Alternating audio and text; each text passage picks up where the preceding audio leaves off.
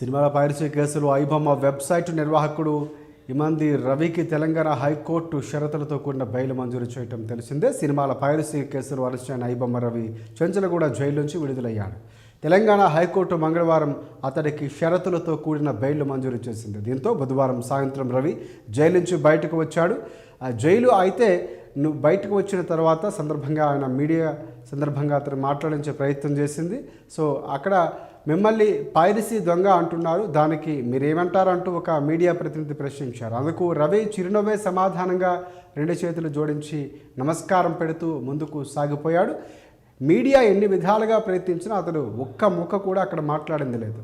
కారులో ఎక్కిన తరువాత కూడా మీడియా ప్రతినిధులకు నమస్కారం పెడుతూనే చిరునవ్వే సమాధానం అన్నట్లుగా మౌనంగా ఉండిపోయాడు రవి.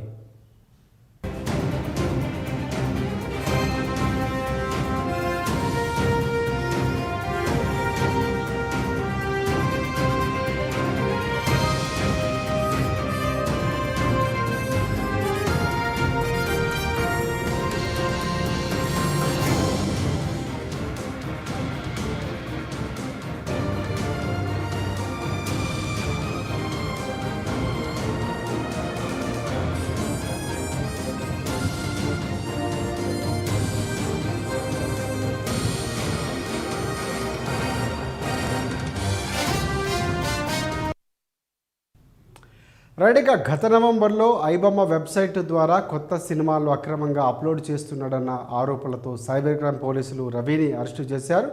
అతనిపై 5 కేసులు కూడా నమోదు చేసినట్టు తెలుస్తోంది. అయితే ఈనాడు ప్రధానంగా కొన్ని కథనాల ప్రకారం హైకోర్టు అతనికి పలు కఠిన షరతులతో బెయిల్ మంజూరు చేసింది.